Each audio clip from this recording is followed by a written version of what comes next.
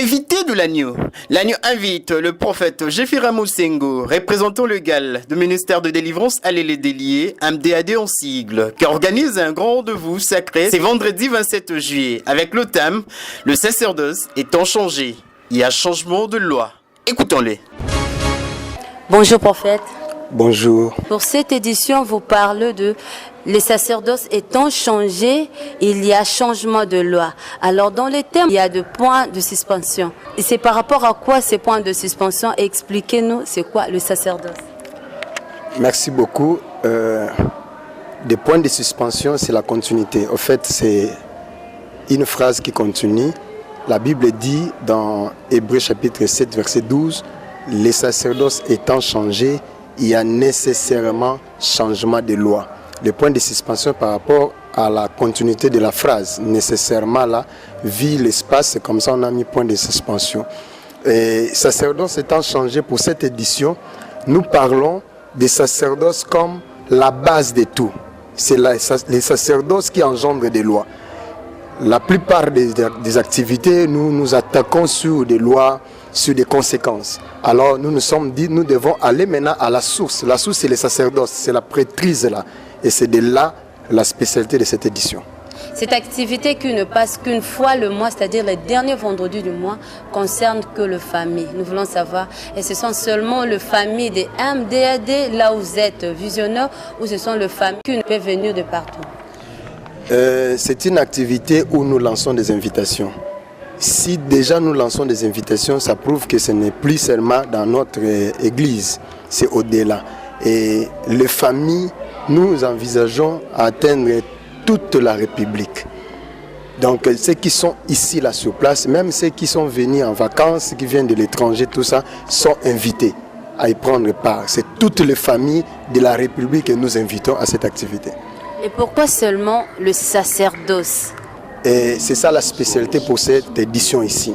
Pourquoi? Le sacerdoce, c'est la prêtrise. En fait, c'est les sacerdoces qui engendrent tout. C'est là la base. Raison pour laquelle nous sommes dit, pour ne pas attaquer seulement des effets secondaires, allons à la source. C'est les sacerdoces qui engendrent des lois, qui engendrent tout ce qu'il y a. Alors, nous devons attaquer les sacerdoces, comme dit la Bible, les sacerdoces étant changés. Dieu commence d'abord à changer les sacerdoces pour que les lois aussi changent. Donc, en quelque sorte, les sacerdoces, c'est ça le fondement de famille. Et ceci est une recommandation de Dieu où vous avez seulement constaté qu'à l'église, il y a des choses qui n'avancent pas, il y a des gens qui restent stagnants et vous voulez par rapport à ça échanger, proposer, parce que à chaque fois vous organisez de séminaires, de conventions, de fois même de retraite, vous vous basez toujours, aujourd'hui on va chasser tel esprit, demain tel esprit, les conférences, les séminaires tournent autour de ça et vous revenez avec presque le même sujet. Exactement, nous parlons des sacerdoces étant le fondement, le socle même de tout. Et la délivrance occupe la première partie, la première mission de Christ. Ce n'était pas, je ne sais pas moi, parler d'abord du ciel. Christ est venu chercher et sauver ceux qui étaient perdus. C'est ça déjà la mission de la délivrance. Si nous allons plus loin dans la Bible, Actes des Apôtres, chapitre 10, verset 38, nous dit ceci.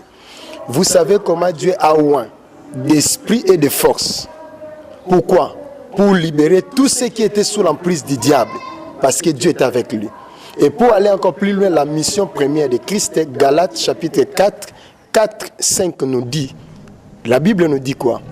Lorsque les temps furent accomplis, Dieu a envoyé son Fils. Pour faire quoi? Il a envoyé son Fils naître sous la femme, sous la loi, pour libérer tous ceux qui étaient sous la loi. C'est là déjà la délivrance. Alors ça doit commencer par la famille parce que c'est là la cellule même d'une société. On ne sait pas aller dans la rue, on doit commencer par les familles. Raison pour laquelle tous ces gens qui sont au pouvoir, tous ces gens qui pullulent ça et là, ne sont pas parachutés du ciel, sont sortis des familles. Alors, ce que nous vivons partout où nous sommes, ça émane de l'éducation, ça émane de la spiritualité que nous recevons de nos familles. Et ce que nous avons constaté, d'abord, pour répondre à ta première question, c'est une dispensation que Dieu nous a donnée. C'est une recommandation de Dieu. Dieu nous a envoyé à ce temps ici de pouvoir reconstruire les familles. rebâtir les familles. Or, on ne sait pas rebâtir les familles si on ne touche pas le socle, le fondement des familles. La plupart de nos familles sont fondées, spécialement, leur spiritualité, c'est le négatif. Soit c'est la sorcellerie, soit c'est l'occultisme, soit c'est la magie. On a papa a amené quelqu'un, un occultiste à la maison, a amené un féticheur parce que tel était malade, tel souffrait de ceci. Il fallait qu'un féticheur vienne diagnostiquer, vienne exorciser. Et lorsque lui vient, il introduit des démons, des esprits qui commencent à ronger toute la famille. La raison pour laquelle on ne sait pas atteindre quelqu'un de loin, on commence d'abord par ses racines. Si la racine est sainte, les branches le seront aussi. Et c'est comme ça que nous attaquons la famille. Alors que la grande vision de cette activité dénommée dose unique des prières pour la délivrance de famille. Et pourquoi nous parlons de doses uniques? Parce que il y a des gens qui travaillent, il y a des gens qui sortent. Nous voyons comment ça se passe dans notre pays. On ne sait pas prendre les gens toute une semaine, mais on peut prendre au moins un jour. Ça, c'est compréhensif. Un jour où nous venons au pied de Dieu pleurer sa faveur et sa grâce. Et nous disposons les enseignements nécessaires. On ne sait pas amener les gens directement dans la prière sans pourtant au préalable commencer par leur enseigner. Ils doivent partir d'une base avant d'exercer ce qu'ils ont appris. Raison pour laquelle nous consacrons toute la journée parce qu'il y a un moment d'enseignement d'abord et puis les moments de prière et des moments de délivrance. On enseigne aux gens, on les amène à la prière et puis nous prions pour eux. Voilà. La grande vision, ça va s'arrêter seulement ici dans votre église ou ça peut s'étendre? C'est, comme je ne cesse de le dire, c'est une dispensation. Donc ce n'est pas seulement ici, chez nous à l'église, ça va s'étendre dans nos extensions comme dans des églises sœurs. Nous pouvons parler, nous parlons de ça.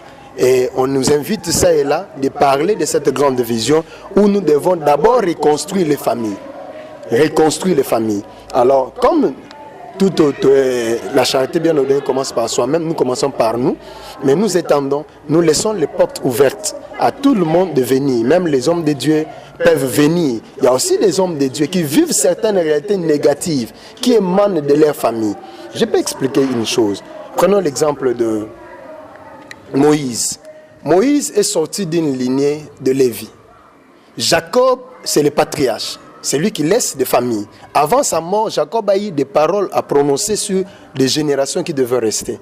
Et sur Lévi, il a dit, à cause de votre méchanceté, à cause de votre colère, voilà ce qui vous arrivera. Mon esprit n'entrera pas.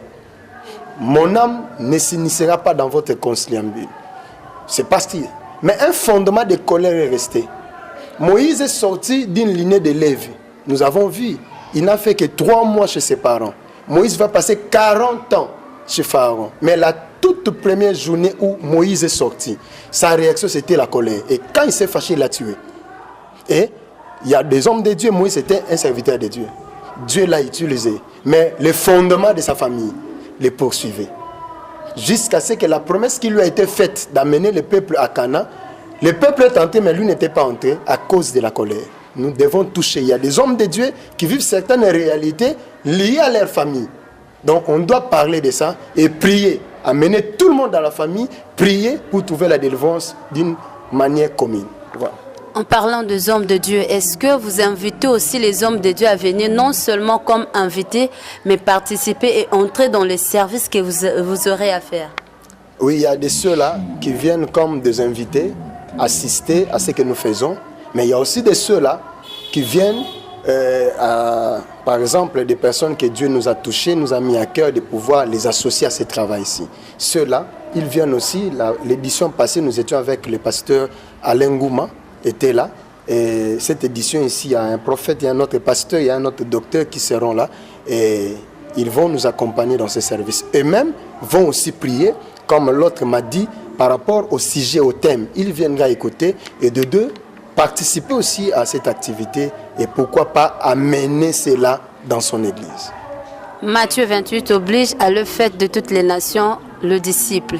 À chaque fois, vous avez l'habitude de faire appel au salut aux gens. Et cela par rapport à quoi? Seulement parce que Christ revient bientôt ou c'est quelque chose qui vous vient en esprit comme ça? Nous ne pouvons pas commencer une activité comme celle que nous avons l'habitude de faire sans pourtant amener les gens au salut. Comme l'édition ici, prenons l'exemple, on va parler du changement des sacerdoces. Les gens ont vécu dans un sacerdoce négatif. Maintenant, il faut que les choses changent. Or, les sacerdoces que nous sommes, c'est un sacerdoce royal. Donc, le souverain sacrificateur de ces sacerdoces, c'est Jésus-Christ. Nous devons amener les gens au salut. C'est comme ça, dans toutes les éditions, nous appelons les gens au salut. Qu'ils reçoivent Jésus-Christ comme Seigneur et Sauveur, c'est le point de contact. C'est alors que c'est Jésus reçu là dans leur vie pourra ouvrir des portes. Voilà la raison pour laquelle nous sommes là. Premièrement, c'est pour le salut des âmes. Et toutes ces activités visent le salut des âmes. Qu'est-ce que vous faites pour garder ces gens-là ou pour garder leur délivrance, soit ceux qui cherchent la délivrance? Vous proposez quoi à ces personnes? Merci beaucoup, une très bonne question. Une fois la délivrance obtenue, nous devons enseigner aux gens comment garder la délivrance. Jésus fait mention de cela dans la Bible, en Matthieu, il dit, lorsque un démon est chassé, il est parti. La place est restée vide. Si on ne prend pas soin de cette personne-là, les démons, parce que je tiens à vous dire que les esprits sont illégalement sur terre sans corps. Les démons ne peuvent pas rester sur terre sans corps. Lorsqu'il va errer ça et là, il cherchera à retourner dans le corps où il a été chassé.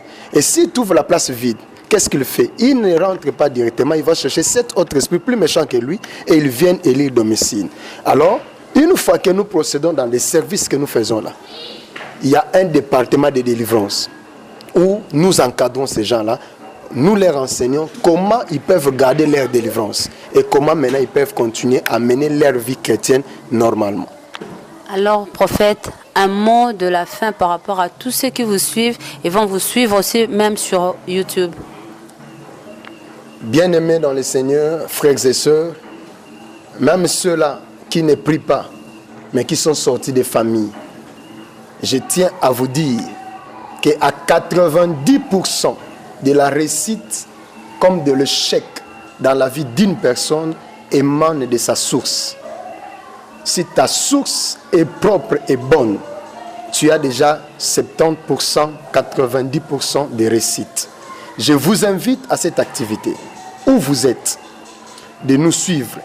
Vous qui êtes à l'étranger, au loin, nous aurons à mettre à votre disposition des matériels ou des supports pour nous suivre. Mais vous qui êtes ici, qui me suivez, je vous invite le 27 juillet 2018. Une occasion à ne pas rater.